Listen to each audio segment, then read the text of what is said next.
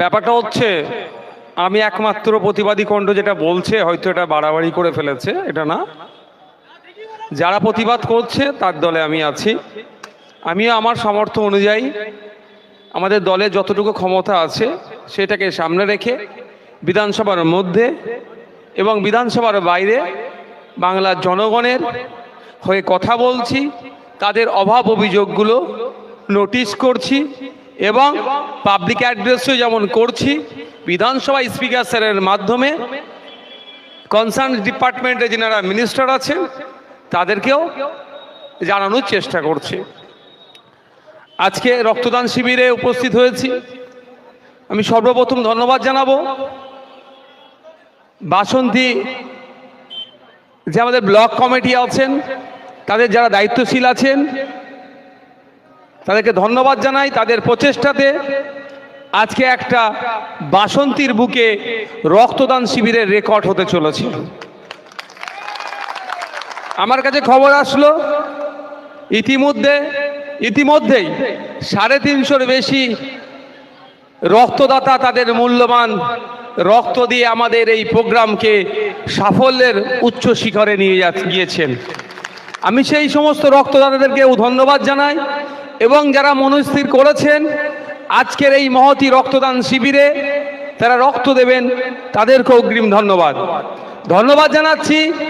এই ব্লকের বিভিন্ন প্রান্ত থেকে অনেক বাধা বিপত্তিকে উপেক্ষা করে, অনেক হুমকিকে উপেক্ষা করে এই প্রচণ্ড রৌদ্রতে দীর্ঘক্ষণ আপনাদের মূল্যবান সময় দেওয়ার পরেও দীর্ঘক্ষণ আপনারা আছেন। আপনারাই হচ্ছেন এই প্রোগ্রামের ফুল। একটা বাগানকে তখনই ভালো লাগায় যখন বাগানে ফুল পরিস্ফুটিত হয়। আর আজকের এই প্রোগ্রামটা থেকে শাসকের কাঁপুনি ধরাতে পারছেন এই আপনাদেরই উপস্থিতিতে। আপনাদেরকে ধন্যবাদ জানাই সাংবাদিক বন্ধুদেরকে যারা এসেছেন।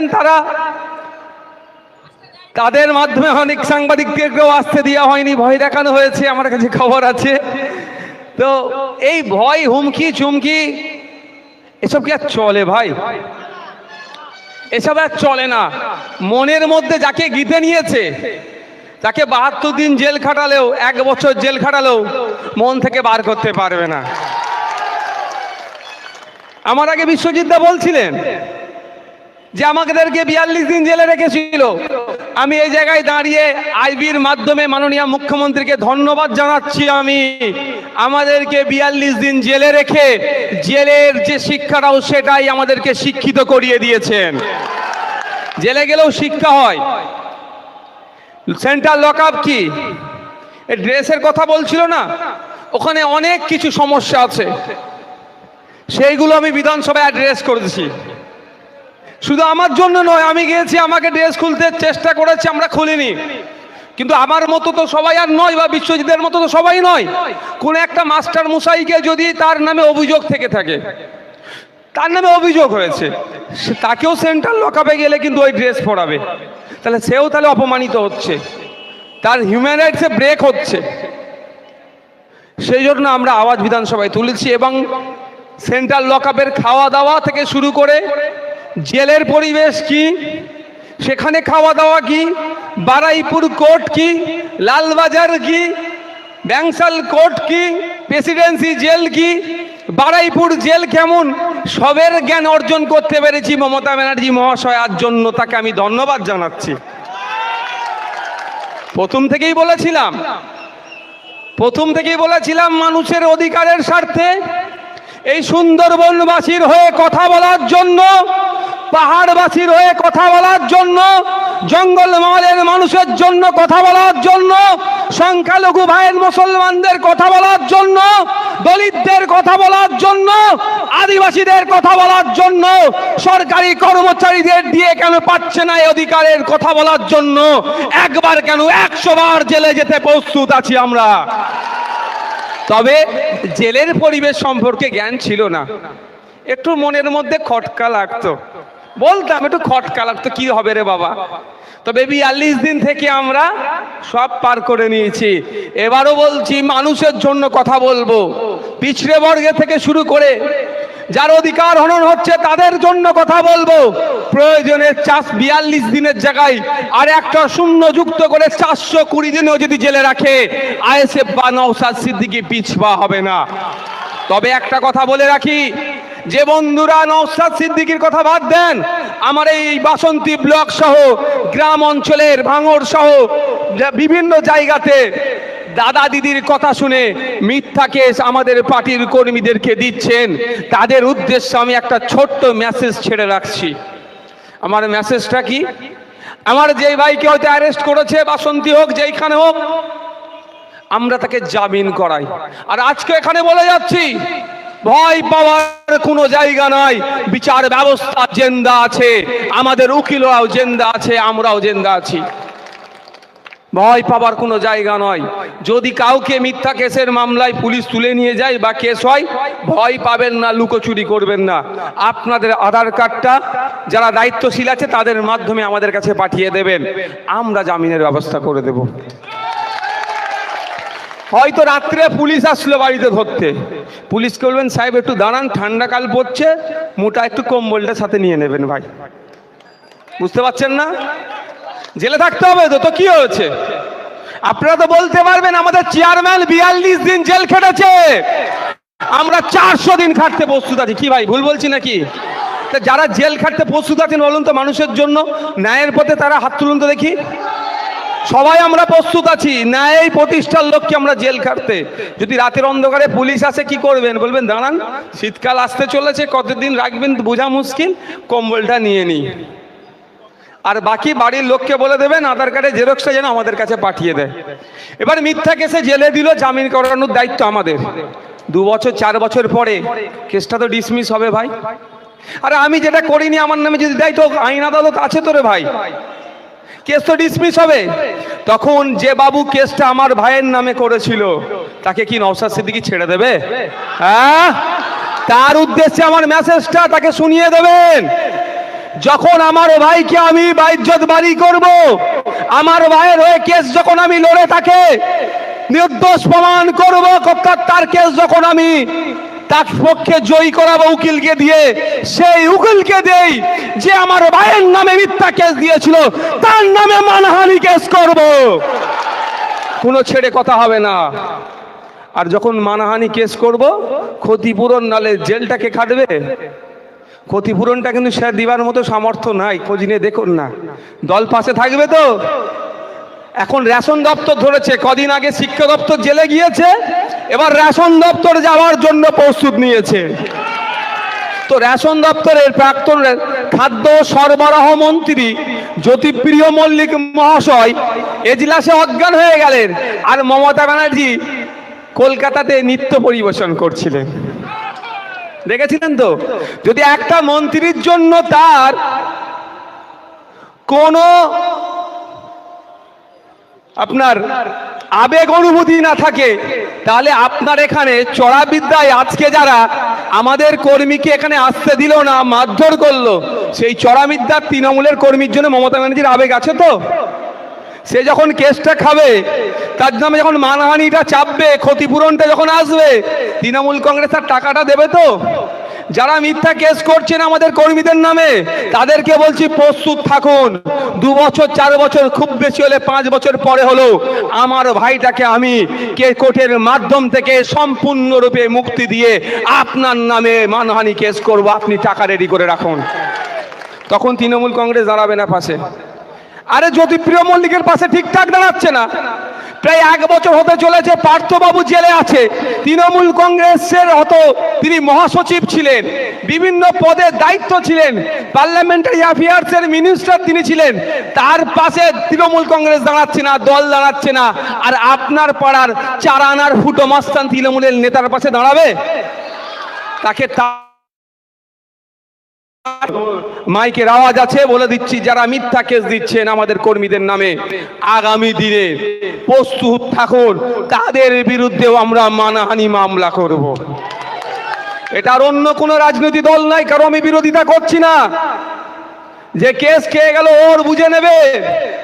এটা ইন্ডিয়ান সেকুলার ফ্রন্ট, মানুষের অধিকারের লক্ষ্যে রাজনীতির ময়দানে আসা হয়েছে। সুতরাং যারা এই কর্মী আছেন, আমরা মনে করি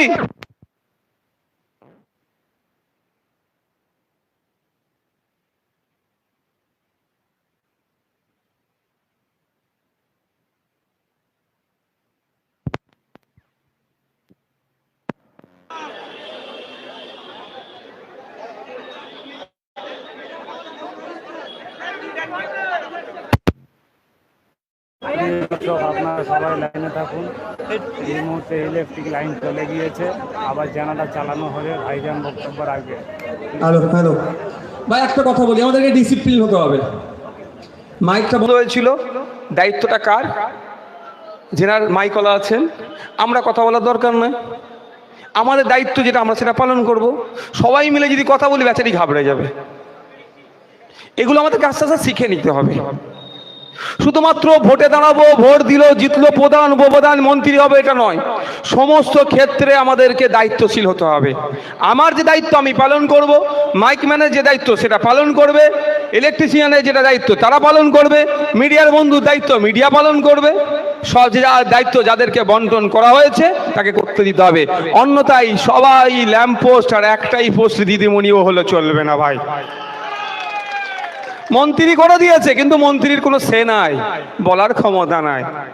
পশ্চিমবাংলা বিধানসভাতে আমি মন্ত্রীকে প্রশ্ন করেছিলাম, সে 2021-এর শেষের দিকে মনে হয় না, বা 22-এর শুরুতে, জনশিক্ষা প্রসারক গ্রন্থাগার মন্ত্রী জনাব সিদ্দিকুল্লাহ চৌধুরী মহাশয়কে, যে আপনার দপ্তরের শূন্যপদ কত? উনি বলেছিলেন 2200 সামথিং। তো আমি 2021-এর শেষে বা 2022-এর শুরুতে বলেছিলাম, 2023 শেষ হতে যাচ্ছে। গত সেশনের গত কয়েকদিন আগে আবার প্রশ্ন উঠেছিল যে জনশিক্ষা প্রসার ও লাইব্রেরিয়ানের শূন্য পদের সংখ্যা কত? উনি সেই বলছেন 2200 সামথিং। তখন আমি জিজ্ঞাসা করা হয়েছিলাম কবে নিয়োগ হবে? উনি বলেছিলেন কয়েকদিনের মধ্যে হবে। আর এই 23 সালে এসে বলছে কয়েকদিনের মধ্যে হবে। মানে একটাই পোস্ট, বাকি সব ল্যাম্প পোস্ট। এদের এতটুকু ক্ষমতা নেই নিজের দপ্তরের শূন্য পদগুলোকে নিয়োগ করা। সেটা আমরা হলে হবে না। যার যেটা দায়িত্ব আমরা তাকে সেটা দিয়েছি, আমরা তাকে সে দায়িত্বটা দিনের শেষে বুঝে নেব। যেটা বলছিলাম যে আমরা আমাদের নামে যারা মিথ্যা কেস দিচ্ছেন এখন দাদা দিদির কথা শুনে, তাদেরা সতর্ক থাকুন। আমরা কিন্তু আগামী দিনে তাদের বিরুদ্ধে মানহানি মামলায় যাব, কম্পেনসেশনের মামলায় যাব। যাকে এবার ফিরে আসি, আজকে রক্তদান শিবির। রক্তদান নিয়ে কয়েকটা কথা বলবো, তার আগে যদি ভুলে যায়, স্মার্ট মিটারের কথা বললো।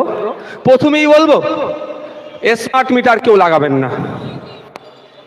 একদম ঐক্যবদ্ধ গ্রামে থাকবেন, একদম ঐক্যবদ্ধ হয়ে থাকবেন। ও আদানি আম্বানি কর্পোরেটদের জন্য ওগুলো তৈরি হয়েছে। ওগুলো আমরা খেটে খাওয়া মানুষ, আমরা আমাদের এলাকায় লাগাতে দেব না। মাথায় থাকবে তো? তা বাকিটা আমরা বুঝে নেব। আইনি লড়াই কি আছে আমরা বুঝে নেব। শুধুমাত্র গরিবকে শোষণ করার চক্রান্ত এরা করছে।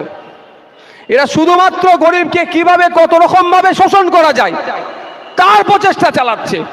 এরা কিভাবে একটা লোককে কাজ দেবে, কিভাবে একটা কৃষক মাস গেলে 15,000 টাকার আশেপাশে ইনকাম করবে, তার এদের কোনো চিন্তা ভাবনা নাই। ওই কৃষক এখন প্রায় 6,000-এর আশেপাশে ইনকাম করছে, ওর কাছ থেকে কত বার করে নিয়ে যায় এই ধান্দায় বসে আছে। যারা কৃষক সমাজের মানুষ আছেন তারা এগিয়ে যান। আপনি পাঞ্জাবে চলে যান, হরিয়ানাতে চলে যান, তামিলনাড়ু চলে যান, জম্মু কাশ্মীরে চলে যান, মেঘালয়ে চলে যান। ওখানকার কৃষকরা মাস গেলে সর্বোচ্চ ভারতবর্ষের মধ্যে ইনকাম করে। মেঘালয়ের কৃষকরা মাস গেলে প্রায় 30,000 টাকা ইনকাম করে। আর আমার পশ্চিমবাংলার কৃষকরা মাস গেলে 7,000-এর নিচে, 7,000-এর নিচে, বিলো 7,000। কেন? ওরাও কৃষক, আমার রাজ্য তো কৃষক। জম্মু কাশ্মীর, ওখানকার কৃষকরা প্রায় 12 থেকে 13,000 টাকা মাস গেলে ইনকাম করে। আপনি তামিলনাড়ুতে চলে যান, হরিয়ানাতে চলে যান, সব 15,000-এর আশেপাশে ইনকাম করছে। আর আমাদের রাজ্যের কৃষকরা, আর আমাদের পশ্চিমবাংলাতে বলেছে মুখ্যমন্ত্রী ক্যাবিনেটে বলেছেন, পশ্চিমবাংলা সরকার জানাচ্ছে বিধানসভাতে 70% মানুষ কৃষিকাজের সাথে যুক্ত পশ্চিমবাংলার। যদি 10 কোটি, 10.5 কোটির ওপরে মানুষ আছে, আমি 10 কোটি মানুষ যদি থাকে, 7 কোটি মানুষ কৃষিকাজের সাথে যুক্ত। এই তথ্যটা আমি বলছি না, পশ্চিমবাংলার বিধানসভাতে রাজ্যের মন্ত্রী বলছেন। তাহলে ভাবুন, আর আমার এখানকার মানুষজনের মাসিক ইনকাম কত? 7,000-এর নিচে। কেন বলেন তো হচ্ছে এটা? কেন বাড়ছে না? আর পশ্চিমবাংলাতে প্রায় 80 লক্ষ হেক্টর চাষযোগ্য জমি আছে, আর যেখানে 30,000-এর কাছাকাছি ইনকাম মাস গেলে সেখানে মাত্র 313 হেক্টর। 313 হাজারও নয়, 1000 হেক্টর নয়, 313 হেক্টর জমি মাত্র আছে। কোথায়? আমি যদি ভুল বলি গুগলে সার্চ মারুন। আমি যদি ভুল বলি গুগলে সার্চ মারলে এখন সব বেরিয়ে যাবে। ভুল বলছে কি ঠিক বলছে বক্তা সব ধরা পড়ে যাবে। গুগলে সার্চ মেরে দেখুন 313 হেক্টর জমি কোথায়? মেঘালয়াতে। সেখানকার কৃষকের মাসিক ইনকাম 29,000-এর বেশি, 30,000-এর কম, প্রায় 30,000 টাকা মাসে। আর পশ্চিমবাংলাতে 80 লক্ষ হেক্টরের কাছাকাছি জমি আছে, মাত্র 7,000-এর নিচে ইনকাম। কারণটা কি? এখানে কাকে আপনারা বিধানসভায় পাঠাচ্ছেন? কাকে আপনারা লোকসভায় পাঠাচ্ছেন? কাকে আপনারা জেলা পরিষদের কৃষি কর্মদক্ষ বানাচ্ছেন? কাকে পঞ্চায়েত সমিতির কর্মদক্ষ কৃষি বানাচ্ছেন? ম্যাক্সিমাম তো চোর ডাকাত হয়ে বসে আছে। যদি আপনার পরিবার থেকে, কৃষকের বাড়ি থেকে একটা কোনো সন্তানকে আগামী দিনে লোকসভা বা বিধানসভায় পাঠান, সে প্রথম যে কি করবে? আপনাদের হয়ে, কৃষক বন্ধুর হয়ে কথা বলবে, বিধানসভার মধ্যে আওয়াজ তুলবে যে এমন পদ্ধতি আনতে হবে বিজ্ঞানসম্মতভাবে, কৃষকদেরকে ট্রেনিং দিয়ে চাষের ব্যবস্থা করতে হবে, যাতে করে পশ্চিমবাংলার কৃষকরাও মাস গেলে 12 থেকে 15,000 টাকা অন্তত ইনকাম করে তার ব্যবস্থা করতে হবে। কিন্তু কাকে আমরা নেতা করে পাঠাচ্ছি? এসি ঘরে থাকা, এসি ঘরে জন্ম, এসিতেই পড়াশোনা, এসির মধ্যেই বড় হয়ে ওঠা, সব এসির মধ্যে। আমি একটা উদাহরণের জন্য বলছি। কি হচ্ছে? বাসন্তী থেকে জিতেছে, আমি উদাহরণের জন্য বলছি। রাস্তা দিয়ে যাচ্ছে, যেতে যেতে কি দেখছে?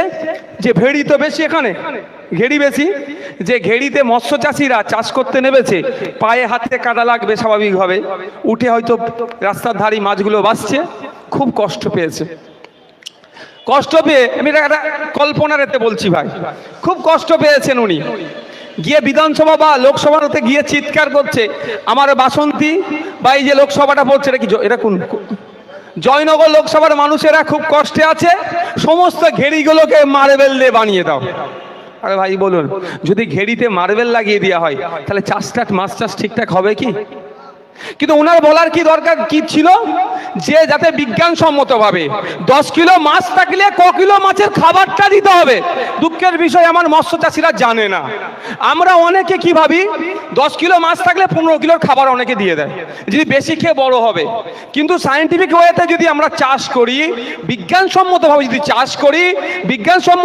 চাষ করি, 10 কিলো মাছ থাকলে 2 কিলো মাছের খাবার দিতে বলছে। এখানে তো অনেক মৎস্য চাষি আছে, 2 কিলো মাছের খাবার দিতে বলছে, তাহলে মাছটা দ্রুত বাড়বে। আর আমরা কি করি? 10 কিলো মাছ থাকলে হয়তো 10 কিলো মাছেরই খাবার দিয়ে দিলাম। দুটো জিনিস কি হচ্ছে? 8 কিলো এক্সট্রা খাবারের দামগুলো জ্বালা যাচ্ছে, পানি নষ্ট হচ্ছে। কোনো সময় দেখবেন ওই পানি নষ্ট হওয়ার ফলে মাছও মরে যাচ্ছে।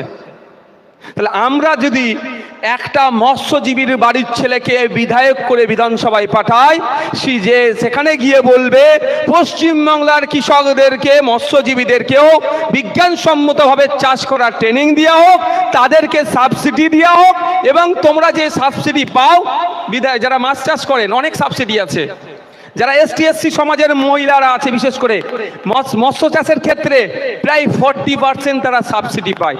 আমরা জানি না। এখানে তো অনেক মৎস্য চাষি আছেন, আছে তো নাকি ভাই?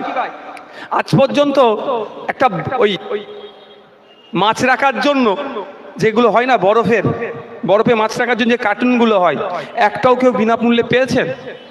কিন্তু দপ্তর বলছে, মৎস্য দপ্তর বলছে এইগুলো চাষিদেরকে প্রদান করা হয়।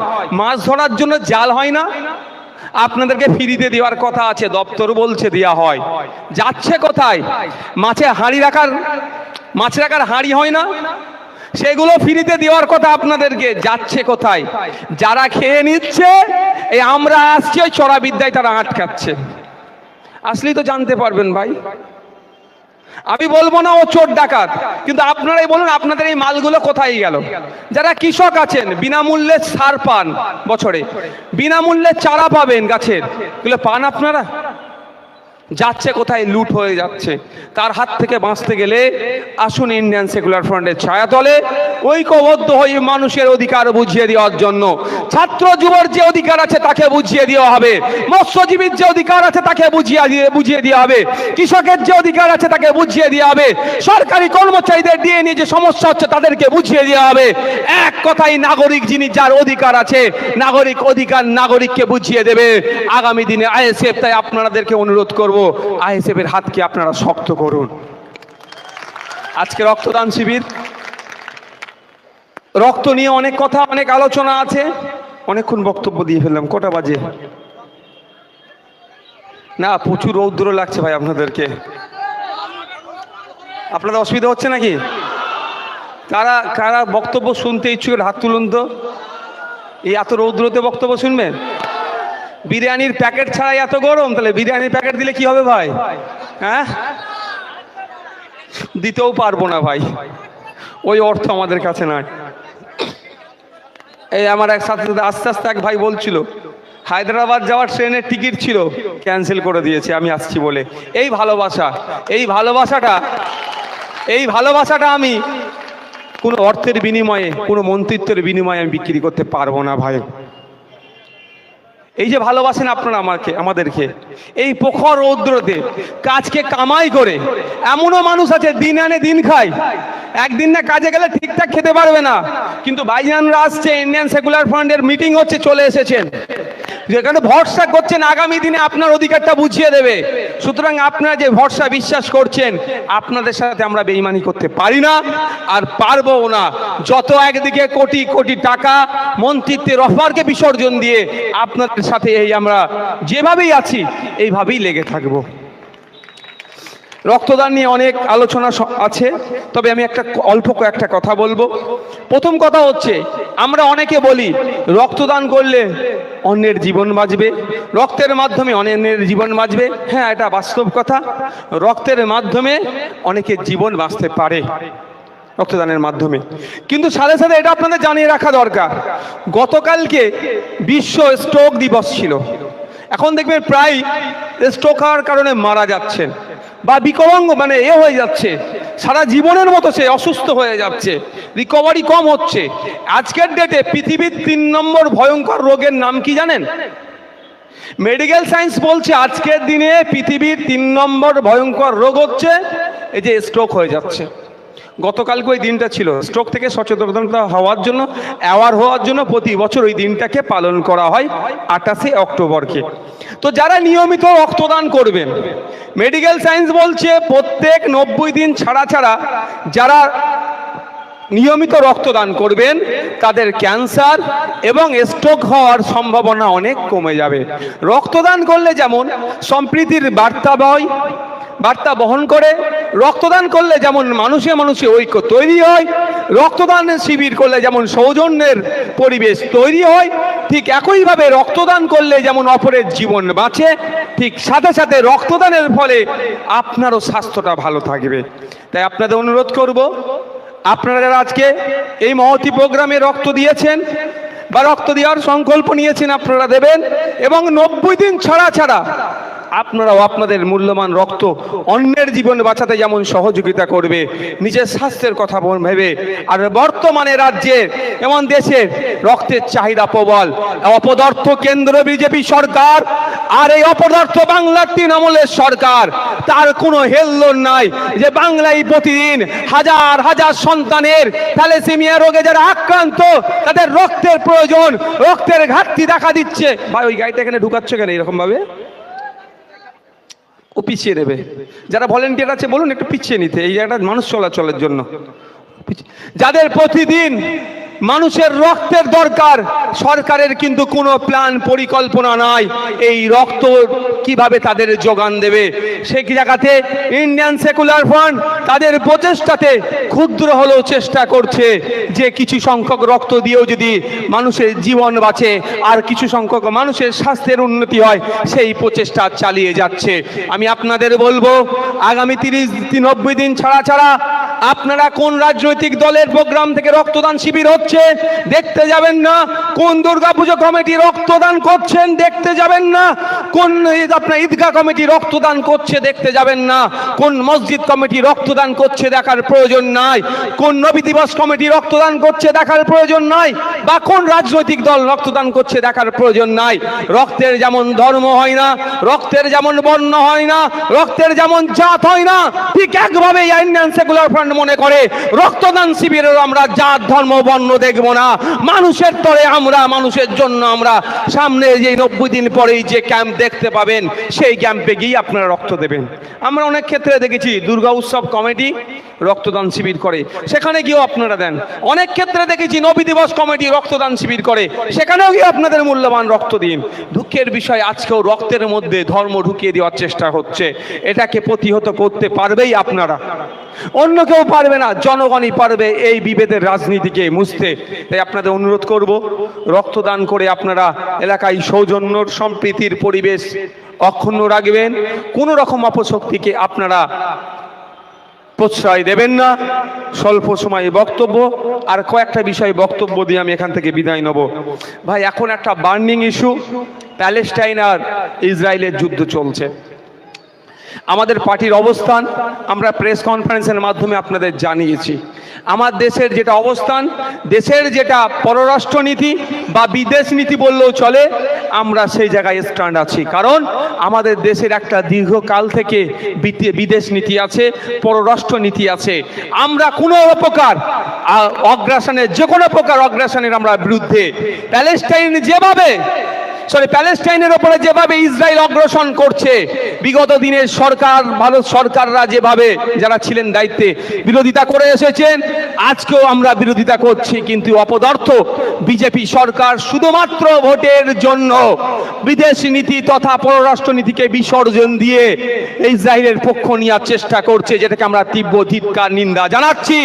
আগামী দিনে বাংলা সহ ভারতবর্ষের জনগণ আমার দেশের নীতিকে বিনষ্ট করার যে প্রচেষ্টা বিজেপি সরকার করছে, তাকে জবাব 2024-এ বিজেপিকে দিয়ে দেখিয়ে দেবে বাংলার সব দেশের জনগণ। শুধুমাত্র ভোটের আশাতে। আর সাথে একটা সম্পর্ক আছে, খোঁজ নিয়ে দেখবেন এই শিল্পপতিরা, যেটা আদানি শিল্পপতি সম্ভবত তারা ইসরায়েলের কোনো বিমানবন্দরের কন্ট্রাক্ট পেয়েছে, তাকে খুশি করার জন্য যখন জাতিসংঘে ভোটাভুটি হচ্ছে, যুদ্ধবিরোধী ভোটদান থেকে আমার দেশের সরকার বা আমার দেশ সেখান থেকে ভোটদান থেকে বিরত ছিল। ভাবতে লজ্জা লাগে, ভাবতে লজ্জা লাগে। ধিক্কার জানাই কেন্দ্র সরকারকে। ভারতবর্ষের ইতিহাস দেখুন, ব্রিটিশদের বিরুদ্ধে লড়াই করে 200 বছর ধরে লড়াই করে, যেমন বিধান বাদল দীনেশ ছিলেন, আশফাকুল্লাহ ছিলেন, বিরসা মুন্ডা ছিলেন, ভগৎ সিং ছিলেন, তাদের আত্মবলিদান বলে, তাদের আত্মত্যাগের বলে আমরা স্বাধীন দেশ পেয়েছি। স্বাধীন দেশ পাওয়ার পরে যে নীতি তৈরি হয়েছে, সেই নীতিকে বিসর্জন দিয়ে আজকে কেন্দ্রের বিজেপি সরকার ইসরায়েলের পাশে দাঁড়াচ্ছে, তাদেরকে আমরা ধিক্কার নিন্দা জানাচ্ছি। আমরা যেভাবে প্যালেস্টাইনের পক্ষে আছি, কারণ প্যালেস্টাইনের উপর যে অগ্রাসন হচ্ছে, ইসরায়েল অগ্রাসনের যেমন বিরুদ্ধে আছি, সাথে সাথে এটাও বলে রাখি, রাশিয়া যেভাবে ইউক্রেনের উপরে হামলা চালাচ্ছে, অপদার্থ রাশিয়া সরকারকে আমরা ধিক্কার জানাচ্ছি। আমরা কোনোভাবে ইউক্রেনের উপরে যে আগ্রাসনের চেষ্টা করছে রাশিয়া, তারও আমরা বিরোধিতা করছি। আমাদের পার্টির এটা স্ট্যান্ড। কিন্তু দুঃখের বিষয়, না বললেও নয়, এটাকেও এক প্রকার রাজনীতি চলছে। প্যালেস্টাইন ইসরায়েল লড়াই চলছে, ইসরায়েল অগ্রসর করছে, আর এটাকেও রাজনীতি চলছে। আমি আপনাদের কাছে অনুরোধ করব, একজন নিরহ মানুষগুলো, শিশুগুলো, বাচ্চাগুলো, মহিলাগুলো মারা যাচ্ছে, তাদেরকে নিয়ে অন্তত রাজনীতি করবেন না, বা রাজনীতির রুটিও শেখতে কেউ যাবেন না। এখন রাজনীতির রুটি শেখা হচ্ছে ভাই, একটু দেখে নিতে পারেন আপনারা, সেটাতেও আপনারা যুক্ত হবেন না। আমরা প্রতিবাদ, প্রতিরোধ গণতান্ত্রিক প্রক্রিয়ায় করছি, আগামী দিনেও করব। শেষের দিকে এসছি ভাই, কয়েকটা কথা বলে আপনাদের কাছ থেকে বিদায় নেব। বিষয় বলেছেন আজকে দেশের গণতন্ত্র বিপন্ন। বিশ্বজিৎদা বলছিলেন কিভাবে পঞ্চায়েত ইলেকশনে ভোট লুট হয়েছে। তাই আপনাদের বলবো আগামী দিন জবাব দেওয়ার সময় আসছে। 2024 আসছে, যে পঞ্চায়েত ইলেকশনে ত্রিস্তরীয় নির্বাচনে আপনাদের ভোটের যারা সম্মান দেয়নি, আপনাদেরকে যারা ভোট দিতে দেয়নি, 2024 নির্বাচনে আপনাদের বুথগুলোতে তাদেরকে হারিয়ে দেখিয়ে দিন যে জোর জবরদস্তি ক্ষমতা প্রয়োগ করে দিন হয় না। মানুষকে উন্নয়ন দিয়ে, মানুষকে ভালোবাসা দিয়ে জয় করতে হবে। আগামী 24 সময় আসছে, আপনারা দেখিয়ে দেবেন। তিনটে কথা আপনাদের বলে আমি বিদায় নেব, কারণ প্রচণ্ড রৌদ্র, আমারও কষ্ট হচ্ছে, আপনাদের তো স্বাভাবিকভাবে আমার থেকে বেশিক্ষণ আপনারা এখানে আছেন, আপনাদেরও কষ্ট হচ্ছে।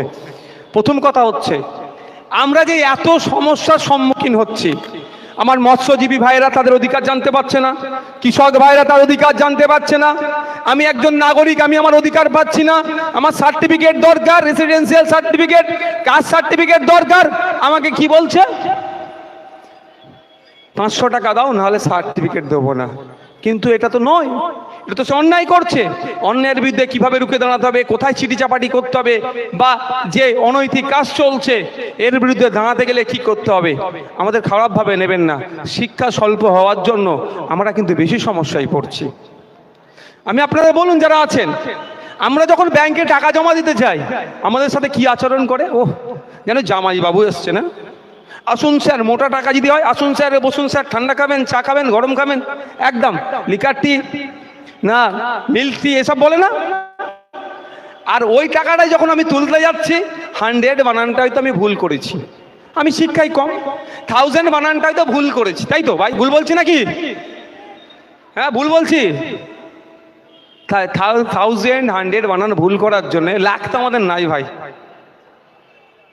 কোটিতে বাদ দিন, ও গিয়ে ভেবেলাম আমি লাখের কথা, লাখেও যাচ্ছি না, আমি 1000 আর 100 বানান ভুল থাকার জন্য কি করে হয় উইড্রল স্লিপটা ছুঁড়ে ফেলে দেয়, বা চেক থাকলে আমাদের সাথে কি আচরণ করে, খারাপ আচরণ করে। তো যে সমস্যায় আমরা সম্মুখীন হচ্ছি বা আপনার সাথে অন্যায় হচ্ছে, একটা 2 কলম লিখে থানাতে ভিডিওতে জমা দেওয়ার মতো জ্ঞান আমাদের নাই, এটা সুকৌশলে করা হচ্ছে, আমাদের কাছ থেকে শিক্ষা কেড়ে নেওয়া হচ্ছে সুকৌশলে। পশ্চিমবাংলায় প্রায় 8000 বিদ্যালয়কে বন্ধ করে দেওয়ার অপচেষ্টা চালাচ্ছে এই মমতা ব্যানার্জি সরকার। আমাদেরকে রুখে দাঁড়াতে হবে।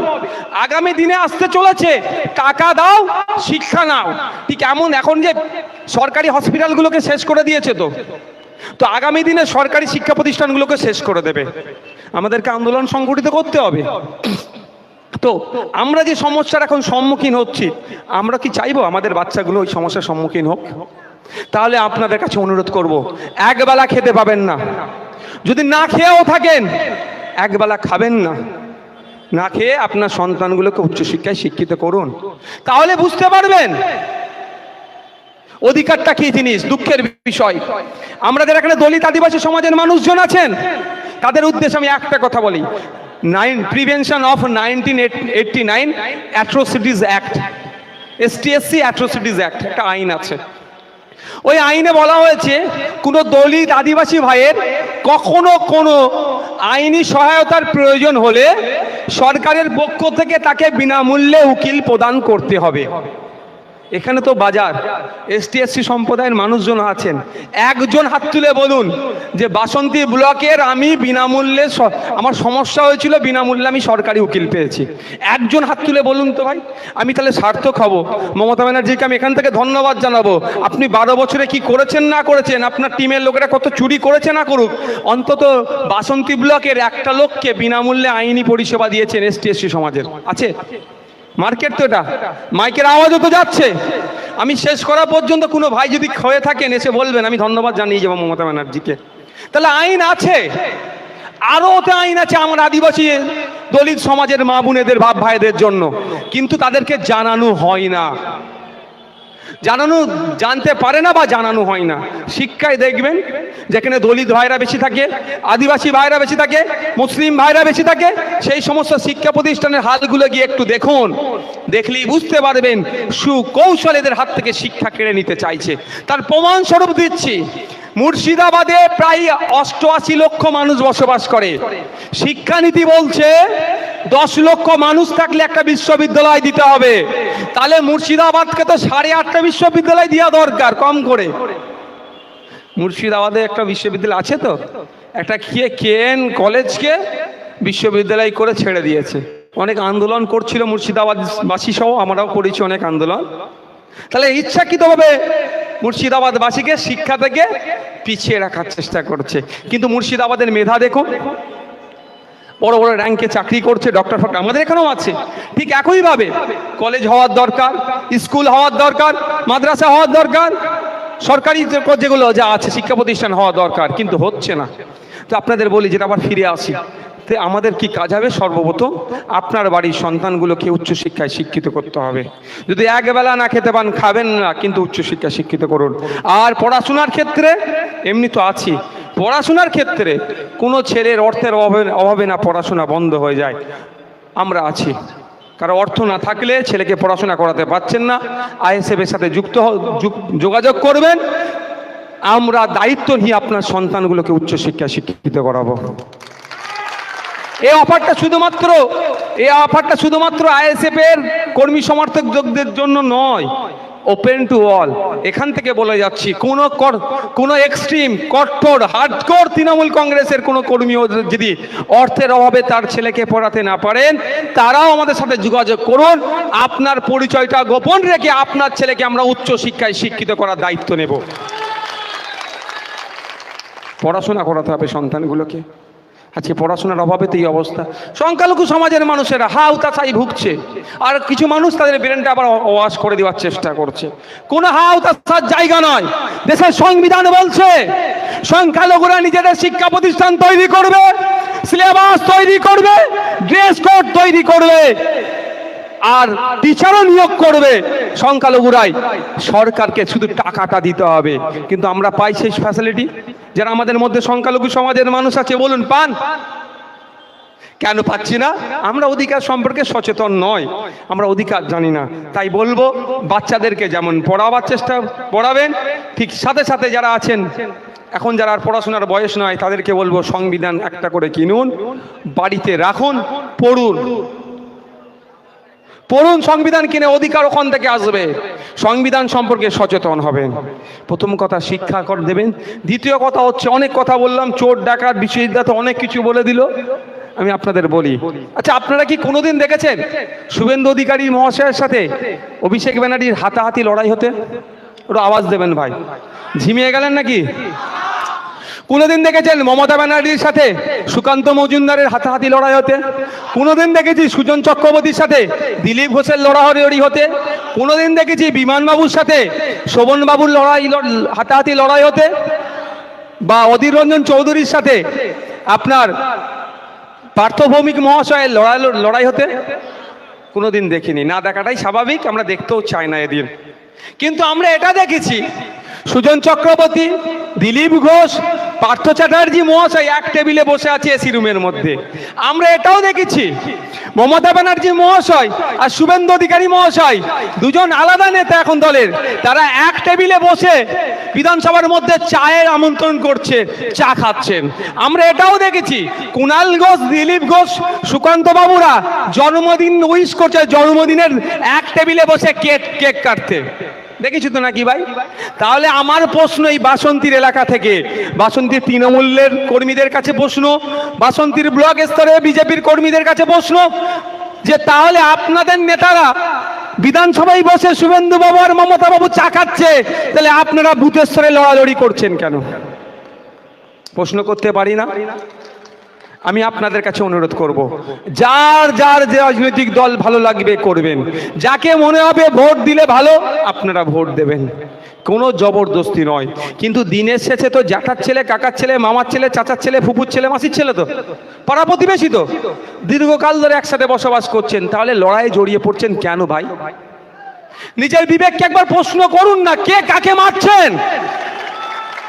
চাচার ছেলে মামার ছেলেকে মারছেন, চাচার ছেলে ফুপুর ছেলেকে মারছেন, মাসির ছেলে পিসির ছেলেকে মারছেন। একটু লজ্জা লাগছে না আপনাদের? একটু লজ্জা লাগছে না? নেতারা বসে এসি রুমে চা খাচ্ছে, আর আপনারা নেতাদের জন্য পাড়ায় মারপিট করছেন। এটা বন্ধ করতে হবে আপনাদেরকে। যার যেটা ভালো লাগবে রাজনীতি দল করুন। আমি প্রত্যেকটা রাজনৈতিক কর্মীদের কাছে আমি বলছি, যদি নেতারা এসি রুমে বসে চা খেতে পারে, আপনারা অন্তত নন এসিতে চা খেয়ে নেতাদের কাছে বার্তা পাঠিয়ে দেন যে আপনারা আমাদেরকে মারার কথা বললে আমরা মারবো না। আজকে বাসন্তীর কথা বলছি, প্রতিনিয়ত প্রায় খবর আসছে, কখনো যুব মাদার, কখনো আইএসএফ এর কর্মীদের উপরে হামলা হচ্ছে, কখনো বিজেপির কর্মীদের উপরে হামলা হচ্ছে, কখনো সিপিএম কংগ্রেস বা বিভিন্ন রাজনৈতিক কর্মীদের উপরে হামলা হচ্ছে। মার খাচ্ছে কারা? এলাকার মানুষ। কেস খাচ্ছে কারা? এলাকার মানুষ। জেলে যাচ্ছে কারা? এলাকার মানুষ। আর দাদা দিদিরা কলকাতাতে এসি রুমে বসে চা খাচ্ছে বাসাবাসি বসে। তাই আপনাদের বলবো, দাদা দিদিরা এসি রুমে খাচ্ছে, আপনারা নন এসিতে খাবেন। আজকের পর থেকে বাজারে এখানে তৃণমূলের বন্ধুরা হয়তো আমার মাইকের আওয়াজ শুনতে পাচ্ছে, বিজেপির বন্ধুরা হয়তো, বিজেপির বন্ধু বলেছি বলে আবার একটা কেটে দেখবেন ছড়াবে, অনেক জ্বালা ভাই। এ বললাম না, ও দেখবেন কেউ কেটে একটুখানি ছেড়ে দেবে, বিজেপির বন্ধু, এই বিজেপির দালাল থাকে, যাবো কোথায়? আনিসের হয়ে কথা বললে, ওয়াকা প্রপার্টির কথা বললে, চুচুড়া মাদ্রাসার কথা বললে, মাদ্রাসায় শিক্ষক নিয়োগ হচ্ছে না কথা বললে, বিজেপির দালাল। এসটি এসসি ভাইদের কথা বললে, দেউচা পাঁচামিরের আদিবাসীদেরকে উচ্ছেদের বিরুদ্ধে কথা বললে, এই বিষ্ণুপুর দক্ষিণ 24 পরগনার বিদ্যুৎ মণ্ডলকে মেরে দিয়েছে তার হয়ে কথা বললে, আমার আপনার কি মাড্ডি নাম ভুলে যাচ্ছি, আমার একটা ছাত্র ভাই, তার হয়ে কথা বললে, আমি তখন কি মুসলমানদের দল হয়ে যাচ্ছি? হ্যাঁ, যাবো কোথায় ভাই? আপনারাই বলুন যাবো কোথায়? তবে যে যে সার্টিফিকেট দিচ্ছে আমি পরোয়া করি না। আমি মন জানে পাপ, আমি পাপ করছি কি পুণ্য করছি, ভালো করছি কি খারাপ চাচ্ছি, আমার মন জানে, আর আমার ভাইরাও জানে। কি ভুল হচ্ছে নাকি ভাইরা? ভুল হচ্ছে নাকি? যারা বলছে বিজেপির দালাল, তারা আতঙ্কিত হয়ে বলছে, আর ওই ক্যাসেটটা এত বাজিয়েছে আর কেউ খাচ্ছে না, কারণ অন্য কিছু খুঁজতে বলুন ওদেরকে। তো কি বলছিলাম, হ্যাঁ, যারা বিভিন্ন রাজনৈতিক দলের কর্মীরা আছে এবং আইএসএফ, আমি তো কোনোদিন বলিনি, বলবো না, আমার নেতৃত্বরাও বলেনি আর বলবো না। এই প্রথম আইএসএফকে দিয়ে শুরু করি। যদি আমার কোনোদিন খবর আছে আপনাদের নেতৃত্বর কথা, এই নেতৃত্বরা যারা আছে, যে আমি ফোন করছি, এদের দেখে নাও তোমরা, আমি বুঝে নেবো পুলিশকে। আমি আপনাদের বলি, সবার কথা বলছি, আপনি যখন প্রথম উত্তর দেবেন, ভাইজান আপনি এসে শুরু করুন, আমরা শেষ করব। বলতে পারবে তো নাকি? ভাইজান ফুড প্রসেস থেকে বলে দিল, হয় 4টে ঠ্যাং ভেঙে দাও, তোমরা ভেঙে দিয়ে এবার ছুটছো। ভাইজান তো ফুড প্রসেসে আছে। মমতা ব্যানার্জি আমাকে, ও বুঝতে পেরেছে একবার জেল খেটে ওকে অরঞ্জনে পাকিয়ে দিয়েছি, আমরা জেল কাটলে আরো বেশি লাভ হয়ে যাবে, ও লাগবে না আমার সাথে। আমার নামে মার্ডার কেস দিয়েছে, আমি কিন্তু জামিন করিনি। বুঝতে পারছেন না? আমাকে সিআইডি 2বার ডেকেছিল, আমি গিয়েছি, আমি যে আবার ডাকলে আবার আসবো। উল্টে বেরিয়ে বলেছি সিআইডির অফিসার কম, ওদের উপরে চাপ বেড়ে যাচ্ছে, সিআইডির অফিসার বাড়াতে হবে। বুঝতে পেরেছেন তো? কথা হচ্ছে যেখানে যাবে সেখানেই কাজ করে দেবো। বারাইপুর জেলে নিয়ে গেছিল, সেখানে বারাইপুর জেলের খাবার নয়, সরি, বারাইপুর কোর্টে তুলেছিল। বারাইপুর কোর্টে গিয়ে দেখি আলমারি আছে, দরজা নাই। হয়তো অবাক। সেটাও আমি মিডিয়ার মাধ্যমে বলেছি, মমতা ব্যানার্জির আগে কাজ হবে নওশাদকে না কোর্টে পাঠিয়ে ওই আলমারির দরজাগুলোর ব্যবস্থা করতে, ও যেখানে যাবে সেখানেই দেবো আমি ওকে। বাস্তব কথা বলছি, দেখি আলমারি আছে, দরজা নাই, এই কি উন্নয়ন? এই উন্নয়ন আমরা আশা করিনি ভাই। তো যেটা বলছিলাম, প্রত্যেকটা রাজনীতি দলের কাছে বলছি, বা আমি আমার দিক থেকে বলছি, প্রথম কি বলবেন যে ভাইজান এসে আপনি শুরু করুন, শেষ আমরা করব। দেখবেন ভাইজান আর আসবে না, এলাকায় অশান্তি হবে না, আমি বোঝানোর জন্য বলছি। ঠিক একইভাবে তৃণমূলের বুথের স্তরের কর্মীদের উদ্দেশ্যে আমার এটা বার্তা, আপনারা যে দাদা দিদির কথা শুনে লড়াইয়ে জড়িয়ে পড়ছেন, আজকের পর থেকে সেই দাদা দিদি ফোন করলে বলবেন, দাদা এসে আপনি 1 গা দেন, আমরা বাকি 11টা দিয়ে 1 ডজন করে পাঠিয়ে দেবো ওদেরকে। দেখবেন কোনো দাদা দিদি আর আসবে না। ও দাদা দিদি জানে আমার ছেলেটাকে লন্ডনে পাঠাতে হবে পড়াতে, আমার মেয়েটাকে সিডনিতে অস্ট্রেলিয়াতে পড়াতে হবে, আমার ছেলে মেয়েটাকে কলকাতার নামি দামি বিশ্ববিদ্যালয়ে পড়াতে হবে, দেশের বড় বড় বিশ্ববিদ্যালয়ে পড়াতে হবে। ও দাদা দিদি মারপিট করতে আসবে না, সব বুথ লেভেলে করবে। বংশ পরম্পরায় লাঠিয়াল হয়ে থাকবেন, ও দিন গুজার গিয়া, ও দিন গুজার গিয়া। শুধু লাঠিয়াল করে রাখার চেষ্টা করছে। দাদু ছিল লাঠিয়াল, দাদু ছিল, বাপ হয়েছে, ছেলে হয়েছে, ছেলের ছেলেকেও করতে চাইছে লাঠিয়াল। শুধু তোমরা মারপিট করো আর আমরা টেবিলে বসে পানা চাবো, ও চলবে না। ও চলবে না, বন্ধ করতে হবে, ও হতে দেওয়া যাবে না। শুধুমাত্র আপনাদের কোর্ট কোথায়? বারাইপুর কোর্ট আপনাদেরও? ও শুধু এখানে বাসন্তী থেকে মারামারি করবে, বারাইপুর কোর্ট আর বাড়ি করবে, আর তুমি নেতা তোমার ছেলেকে কলকাতার নামি দামি বিশ্ববিদ্যালয়, দেশের বড় বড় বিশ্ববিদ্যালয় আর বিদেশে পড়তে পাঠাবে, আর আমরা মারপিট করে কেস খেয়ে বারাইপুর কোর্ট আর বাড়ি করব? ও হতে দেওয়া যাবে না। রাজনৈতিক সৌজন্যতা আনুন, রাজনৈতিক সৌজন্যতা আনুন, যার যা দল ভালো লাগবে, দিনের শেষে প্রতিবেশী, এই সৌজন্যতার পরিবেশ ফিরিয়ে নিয়ে আসুন। মারামারি হানাহানি করলে ক্ষতিগ্রস্ত কারা হচ্ছে ভাই? বুথের লোক। বকটুই দেখলেন না, ভাদু শেখ প্রথম মারা গেল, তাকেও হত্যা করেছে, খুন করেছে। তারপরে কি হলো, 11 জন সেই বুথের লোক। পুলিশ যাদেরকে অ্যারেস্ট করলো, বুথের লোক। আবার সিবিআইয়ের হেফাজতে মারা গেল, সেও কোথায়? বুথের লোক। ভাদু শেখ, আনারুল শেখ যারা অ্যারেস্ট হয়েছে সব দেখো বুথের লোক। তাহলে ক্ষতিগ্রস্ত কারা হলো? কটা বাজে গো? It's 12:52. বুথের লোক ক্ষতিগ্রস্ত হয়েছে। আর যেদিনকে ঘটনা বকটুয়ে ঘটেছিল তারপরের দিনই এখন যিনি দিল্লির তিহার জেলে আছেন, অনুব্রত মণ্ডল কি বলেছিল? টিপতো না। এই আমাদের এলাকার বুথে বুথে এই ধরনের অনেক আনারুল ছড়িয়ে আছে, আছে তো ভাই? এই ধরনের বুথের আনারুলদের ক্ষমতা আছে পুলিশকে আটকানোর? আছে ভাই? এইটুকু পর্যন্ত ক্ষমতা নেই। দিদিমণি, ঈদের 3 দিন ছুটি, এইটুকু বলতে পারে না এরা ভয়ে। আর পুলিশকে আটকাতে পারবে? এরা এইটুকু বলতে পারে না যে জল জমি জঙ্গলের অধিকারটা আদিবাসীকে ফিরিয়ে দেওয়া হোক আমাদেরকে। এইটুকু বলতে পারে না যে মতুয়া ভাইদের বা সহ যারা উদ্বাস্তু যারা আছে এখানে চিন্তিত, এর জন্য মমতা ব্যানার্জি একটা কঠোর পদক্ষেপ নিন। এইটুকু বলার এদের ক্ষমতা নাই। এসসি সমাজের কোটাতে নন এসসিরা চাকরি করছে কেন? পাড়ার যারা আনারুল টাইপের আছে তাদের এইটুকু বলার ক্ষমতা নেই। তারা পুলিশকে আটকাতে পারবে? পিছনে একটা অদৃশ্য হাত থাকে, বড় দাদা দিদির হাত।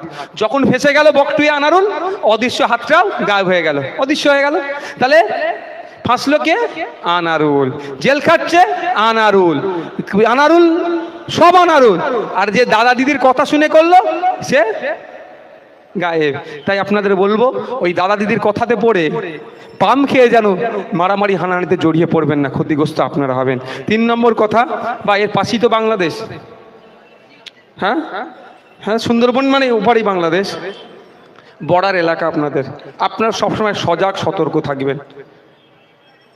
কোন রকম অপ্রীতিকর ঘটনা অপশক্তিকে আপনারা প্রশ্রয় দেবেন না।